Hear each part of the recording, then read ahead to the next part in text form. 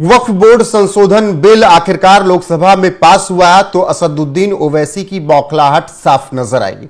वो जब इस बिल पर बोलने के लिए खड़े हुए तो काफी नाराज नजर आए और इस बिल को असंवैधानिक बताते हुए सदन में फाड़ दिया, जिसके बाद अमित शाह ने उन्हें करारा जवाब भी दिया है। जी हां, लोकसभा में 288 सांसदों ने बहुमत में वोट किया और 232 सांसदों ने विपक्ष में वोट डाला और इस दौरान असदुद्दीन ओवैसी काफी मुखर होकर बोलते हुए नजर आए और उन्होंने कहा कि मैं गांधी की तरह इस बिल को फाड़ता हूं क्योंकि यह बिल असंवैधानिक है।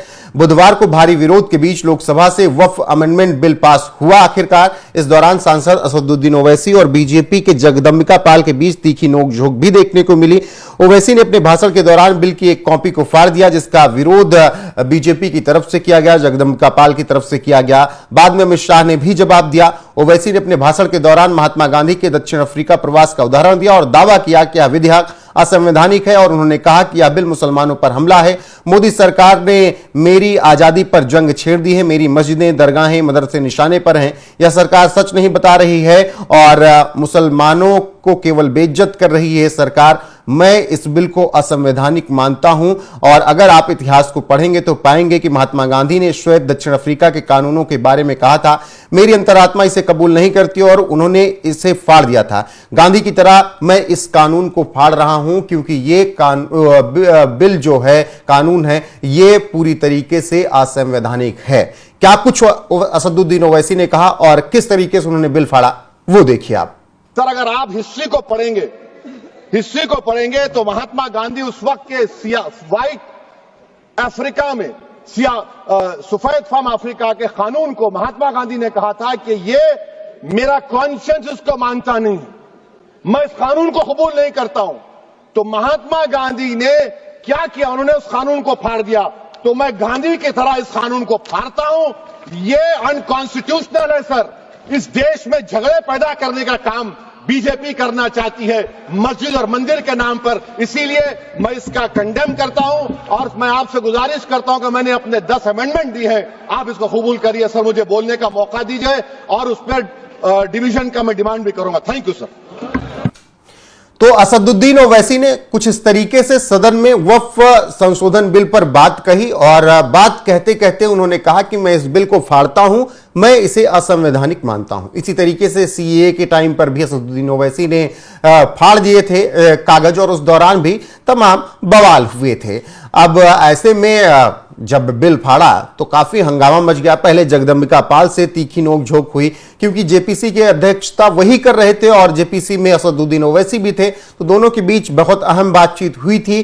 तो अब जब ओवैसी ने यह बिल फाड़ा तो फिर जगदंबिका पाल काफी नाराज नजर आए और आखिरकार गृह मंत्री अमित शाह ने विरोध करने वालों को करारा जवाब दिया सदन में और उन्होंने कहा कि धमकाने की कोशिश मत कीजिए, हर एक को यह कानून मानना पड़ेगा क्योंकि यह भारत के संसद में कानून बनाया गया है। क्या कुछ कहा अमित शाह ने, वो सुनिए। यहां एक सदस्य ने तो कह दिया, माइनॉरिटी इस कानून को स्वीकार नहीं करेगी। क्या धमकाना चाहते हो भाई? संसद का कानून है, सबको स्वीकार करना पड़ेगा। स्वीकार नहीं करेंगे मतलब क्या है? कैसे बोल सकते हैं कोई हम कानून को स्वीकार नहीं करेंगे? एक कानून भारत सरकार का है, हर एक पर बंधन करता होगा और इसको स्वीकार करना पड़ेगा।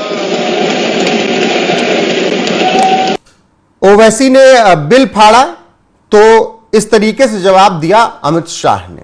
ओवैसी इस बिल को असंवैधानिक बता रहे हैं, हालांकि जब वो बिल फाड़ रहे हैं सदन में तो वो भी अब असंवैधानिक है। ये बात उन्हें समझ लेनी चाहिए क्योंकि ये भारत के संसद द्वारा बनाया गया कानून है और जेपीसी से पास होकर आया है। ऐसे में जगदंबिका पाल ने यही बातें कही कि ओवैसी संविधान और संवैधानिक की तो बात बहुत कर रहे हैं लेकिन बिल फाड़कर उन्होंने असंवैधानिक काम किया है, ये बात भी उन्हें समझ लेनी चाहिए। फिलहाल कुछ इसी तरीके से गहमागहमी होती रही। आखिरकार 12 घंटे की चर्चा चली और 12 घंटे की चर्चा चलने के बाद रात 2 बजे जाकर बिल लोकसभा में पास हुआ। अब राज्यसभा की बारी है, देखना होगा कि राज्यसभा में यह बिल पास बीजेपी करा पाती है या नहीं। फिलहाल ओवैसी ने जिस तरीके से बिल फाड़ा और इसे असंवैधानिक बताया, उस पर आपकी राय क्या है कमेंट में जरूर बताएं। वीडियो को शेयर करें, लाइक करें, चैनल को सब्सक्राइब करना ना भूलें। बने रहें।